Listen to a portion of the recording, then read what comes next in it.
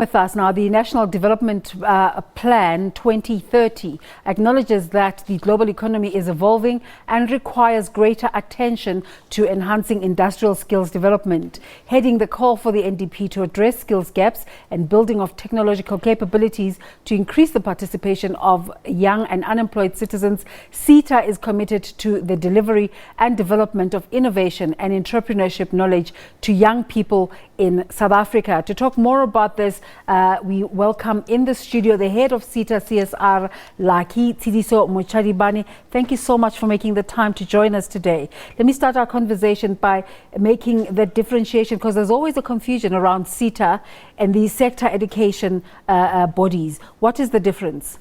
Okay, thank you very much, Desiree, and thanks very much to our viewers.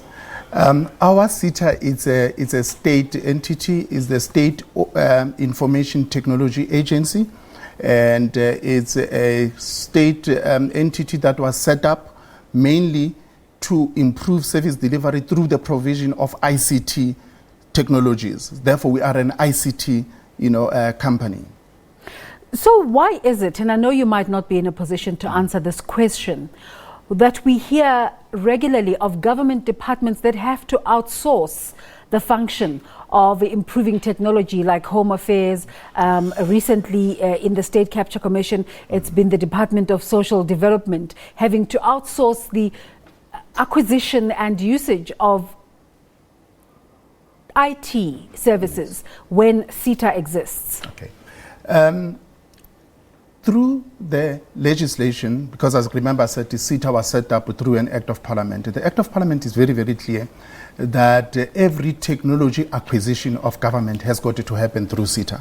So even in those instances where government departments have gone their way, they would have gone through SITA. So it will be at the explicit... The process starts there. It will be at the explicit expression of SITA to say that because this we cannot do internally, we cannot do ourselves, and then SITA will allow them to go out, there. But as I said, the law is very, very clear that in order to maintain the interoperability of systems within government, SITA must be, involved. We cannot afford a situation where we create a technological Tower of Babel, where each and every department goes out there. They acquire their own systems independent, of SITA. Otherwise, technologically, it almost seems like a duplicating of processes. But you're from the CSR side, yes. And today we're here to talk about how you want to invest in the youth through the provision of bursaries. Tell us about it. Okay. This is nothing new. SITA has been, doing this, since time, immemorial. It's part of our, engagement with the community, partnering with, government, departments, in this. SITA is committed to government outcomes. We are part of government. We are committed to the achievement of government outcomes, and quality education is one of those. Therefore, as an organization, we do have a public-facing commitment, to deal with issues of skills. And we do that through a number of programs that we've got. We've got a number of youth developmental programs that we are running as SITA, starting with the bursaries, because you mentioned, bursaries. SITA is giving bursaries to students who are willing and ready and available to go and study ICT at a tertiary Specifically ICT. Specifically ICT, because we are trying to build on the digital skills that this country will require going forward in anticipation of the fourth industrial revolution.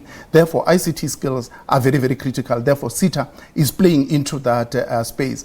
Just for this year that we are in 2019, we have already gone out publicly to call on South African, students who are at tertiary universities, to come and apply, for our bursaries.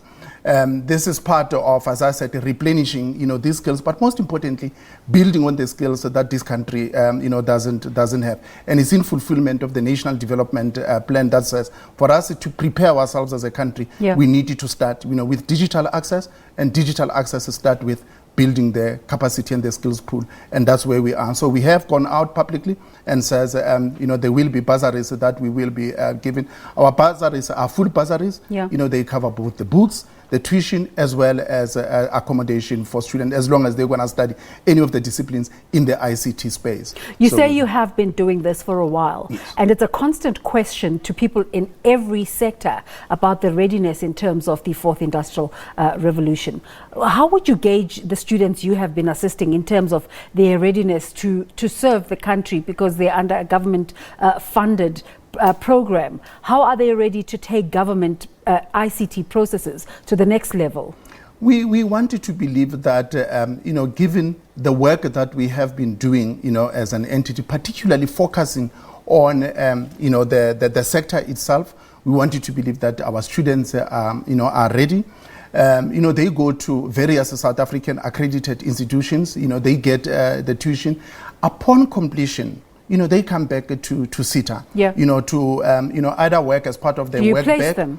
I'm going to come to that question. As part of the agreement that they've got, with SITA, they come and join our internship, ranks. They come and work with us for a specified period, during which time, we refine, their skills. Okay. And for those that would have done well, during the program of internship, there are always opportunities, within SITA, and we'd love to place them. Most of them we do absorb into the organization, but that absorption into any job opportunity is a competitive, process. Absolutely. Therefore, we open it up to those, interns, to compete amongst themselves, and they know that as SITA we insist on taking, the best.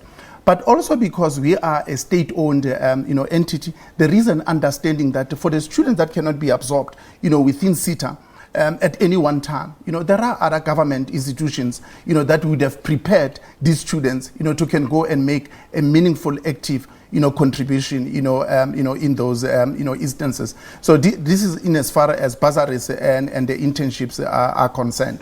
But we have taken this thing a step further, from, our side, because we are creating the national skills pipeline. We are building the value chain, with regard to the national skills pipeline. Yeah. So the bursaries and the internship, they talk to students at tertiary level. This year we will be announcing, the launch of the ICT Academy that will be looking at the student at the secondary, level. Stunning. Here we are now working with the various departments of education across the country, where we are looking at how best can we influence the curriculum at the secondary level, where we impart to the learners skills that are very, very relevant and skills that will make them immediately either employable or ready for varsity or ready to start their own businesses. And upon completion at grade 12, we do have programs within SITA that can absorb most of this, if not all, of these students, either by way of bursaries that we have spoken, by way of learnerships, or by way of incubating them under our enterprise and supplier development program. So that really is our active role in the economy with regard to building the skills. So yesterday, the economic freedom fighters on the political side launched their manifesto, and one of their emphasis was the creation of jobs. State President Cyril Ramaphosa, in his position as the head of the ANC, was speaking in Kimberley, also making an emphasis on this very important area of South African society that is really challenging both business and government. Do you think your work is making a dent? Numbers have come out to say that about 50% of South African youth are unemployed. It's a worrying number. Do you think you're making a dent there? We believe that we are, Desiree, unemployment cannot be underemphasized. Especially the impact thereof, particularly, amongst our youth. Hence, the focus of our CSR program, focusing on education, focusing on the youth. We want to assist the government, and by government I mean both the ruling party as well as opposition parties, that everybody shares the concern of unemployment. And as a state entity, we are coming in, we are playing into that space. But going forward, it's not only going to be jobs for their own sake. It's also about certain skills that we require as a country, as an economy, to be able to can participate meaningfully. Therefore, in our case, as a state entity that is, competent in ICT, we are looking at the digital, skills. We believe that once our youth are well prepared with regard to those skills, as I said, it makes them immediately employable, and they can go out there and play a role in the economy. So yes, we are making a dent with regard to that. But having said that, I wanted to believe that it's not up to us alone, it's not up to government alone. The private sector as well must come into the picture, and they must come and play their role. You're providing these opportunities, and what has been the uptake? Are people interested? Are they signing up? And also, where do people go if they would like to access these opportunities? Okay, as I said, we have gone public. We did advertise the opportunities that were available. This year for 2019, we had about more than 100 learnerships, that we advertised throughout the country, and the details were provided. But people can always visit, our website, www.sita.co. SITA, S-I-T-A. S-I-T-A, SITA like in S-I, T-A. That's where, people, can go onto our website. And then with regard to bursaries as well, we have gone public. That's huge interest with regard to these programs. We have upscaled the number of bursaries that we are giving. Again, it's in support of the government call for free education. We have upscaled on the number of bursaries that we give. So for people need to familiarize themselves with our communication channels, these being our websites as well as any other contactable information that is sitting there. Steve, what are the other programs that we didn't talk about in this conversation? My name is Lucky. Sorry. Yes. I just spoke to Steve Mabona from Education. I know, yes. There's, as I said, I think we covered, the extent, of it. We looked at the value chain as to what we are doing as an organization, starting at, grade 8, level, going all the way, up to, tertiary, institution. But post-tertiary institution, we also looked at the job opportunities, that are there within the institution. So I think that. So if one visited the website, they'd be able to get the full calendar and the full detail of the programs that you have on offer. Yes. These are all part of our developmental, programs. They range from learnerships, internships, as well as the bursaries that we give. And I've also mentioned the whole issue of the academy that we are studying. But the academy, as I said, we are running it in conjunction with government departments, especially Department of Education, as our key strategic, partners. You're obviously not going to be able to get to all the schools in terms of the program that you've just introduced of going to high schools. How are you going to decide which schools to go to? We had said as an organization that the costs are very foreboding. It's actually quite an expensive, can imagine. Exercise. But we are doing it one province, at a time. So the launch will be, announced soon, and we have started with the provincial Department of Education in the Free State. Okay. And the choice of Free State was actually informed by the fact that for the past 2 years, excluding 2018, Free State province, they've been performing very well. So we felt, let's reward excellence. And that was an objective, criteria that we used. We went in there. But this year we will be going into other, provinces, as well. So we're going to be doing it one province at a time. Other provinces or every province? Eventually it will be every province. It's a national initiative. But even though you're going to specific schools in chosen provinces for now, a person watching from KZN wanting to be part of this process can reach out to you. Will that work or not? I would rather say they can reach out to us, but through their own departments of education, because as a state-owned entity, we work through government. So we don't work directly with the communities. We go to the communities at the directive of. Do you think that the process could be seen as exclusionary?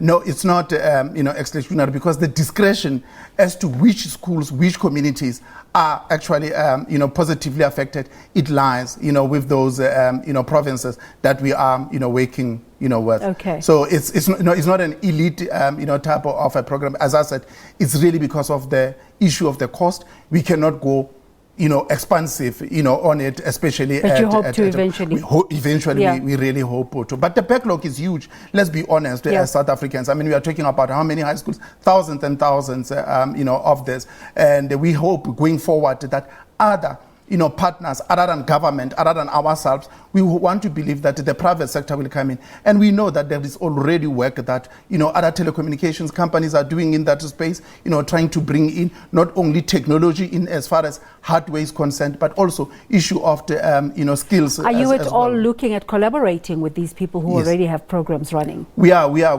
in partnership. Remember that the SITA is centrally placed to bring government from the demand side with the sector from the supply side. So SITA is centrally, positioned to play that role. So there's no, adversary relationship between us. We are working together in the sector. Through the Ministry of, Communication, there is an understanding to all the stakeholders that we all are responsible, for the developmental goals of this country. Just in wrapping up the conversation, what is your overall message? What would you like to say?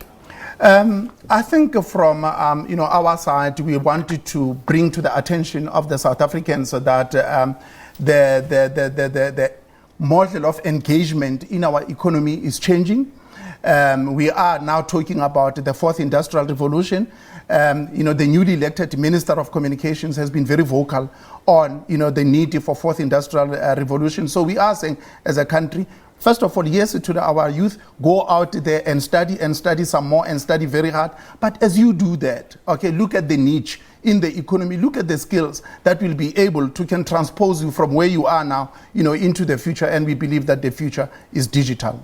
Lucky, thank you so much for making the time to come through to talk to us. Thank you. Do you want to repeat that information again as to where people can go? www.sita.org. No, it's a www.sita being SITA.co.za. That's our website for those that wanted to apply for bursaries, and the bursaries are still open until the 15th of February. I meant to ask you about the deadline. Yes, unfortunately, with the learnerships, they are closed. We closed on the 31st of January. Yep. And with regard to the bursaries, we are still open until the 15th.